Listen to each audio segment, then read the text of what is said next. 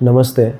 આજે આપણે વાત કરીશું સ્કિઝોફ્રેનિયા અને રિલેટેડ સાયકોસિસ ડિસઓર્ડર, તેમાં શું લક્ષણો જોવા મળે છે. તો કોઈપણ વ્યક્તિને સ્કિઝોફ્રેનિયા અથવા રિલેટેડ સાયકોસિસ ડિસઓર્ડર છે તો તે કઈ રીતના ઓળખવું. તો એમાં આપણે જોવા જઈએ તો લક્ષણોમાં અચાનકથી વર્તનમાં ફેરફાર થવો મળે છે. ઉદાહરણ તરીકે કે પહેલાં તેઓ જે રીતના રોજબરોજની એના દિવસોમાં રહેતા, બધા સાથે વાતચીત કરતા, બધાને મળતા, બરાબર છે, એની જે રોજબરોજની પ્રક્રિયા રહેતી, તો તેમાં અચાનકથી ચેન્જ આવે છે, એટલે કે ફેરફાર થવા તો જોવા મળે છે. કે જેઓ ઘરના સભ્યો દ્વારા અથવા કોઈ તેની સાથે કામ કરતા હોય તો એ કલીગ્સ દ્વારા પણ જોવામાં આવે છે. તો એમાં લક્ષણમાં જોઈએ તો પહેલું છે ડિલ્યુઝન, એટલે કે વધારે પડતી ખોટી અને ફિક્સ, એટલે કે જડ, વહેમ, શંકા. તે વ્યક્તિને શંકા, વહેમ થવાનું ચાલુ થાય છે કે જે આપણે એનું તથ્ય જોઈએ તો તેની કોઈ સાબિતી નથી હોતી કે તે વસ્તુ સાચી છે. ઉદાહરણ તરીકે કોઈ વ્યક્તિને એમ લાગવા માંડે છે કે પેલા લોકો મારા વિશે વાત કરે છે, પેલા લોકો છે તો મારા ઘરમાંથી કંઈક લઈ જશે, પેલા લોકો આવીને મને કંઈક કરી નાખશે, મારા કુટુંબના સભ્યોને કંઈક કરી નાખશે. તો આ પ્રકાર ડિલ્યુઝનના અલગ અલગ પ્રકાર હોય છે.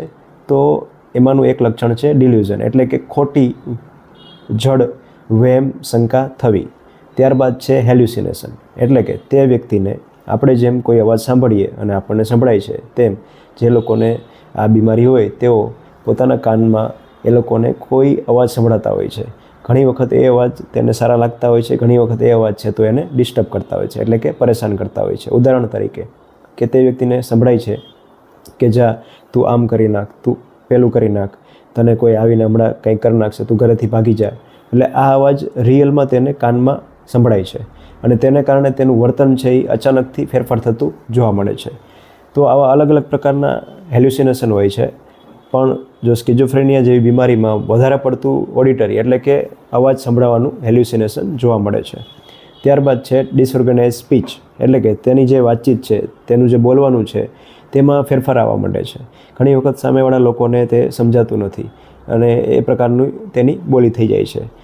એ બોલવામાં એનું જે કન્ટેન્ટ છે, એટલે કે શું બોલવું, તેમાં અલગ અજીબ જ પ્રકારનું બોલવા માંડે છે કે જે સામેવાળાને અજુગતું લાગે છે. ત્યારબાદ છે ડિસઓર્ગેનાઇઝ બિહેવિયર, એટલે કે એ વ્યક્તિ અચાનકથી એના વર્તનમાં ફેરફાર થઈ ઘણી વખત એકદમ બહુ ખરાબ બિહેવિયર થઈ જવા માંડે છે. જેમ કે પોતાનું કચરા વીણવા માંડે, ત્યારબાદ છે તો એકને એક જગ્યાએ બેઠા રહીએ, એકલા દાંત કાઢે, એકલા હસે. તો આ પ્રકારનું બિહેવિયર જોવા મળે. અને આ સિવાય તેની બાયોલોજિકલ સિસ્ટમમાં ફેરફાર જોવા મળે છે. જેમ કે રાત્રે ઊંઘ નહીં આવવી, ખોરાકમાં બરાબર ધ્યાન નહીં આપવું, આપણે બોલાવીએ ત્યારે જમવા આવું.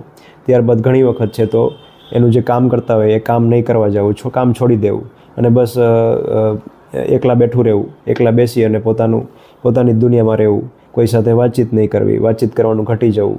તો આ પ્રકારના જો લક્ષણો જોવા મળે તો તે વ્યક્તિને સમજવું કે તેઓ સાયકોસિસ, એટલે કે સ્કિઝોફ્રેનિયા ટાઈપના ડિસઓર્ડરથી પીડાય છે.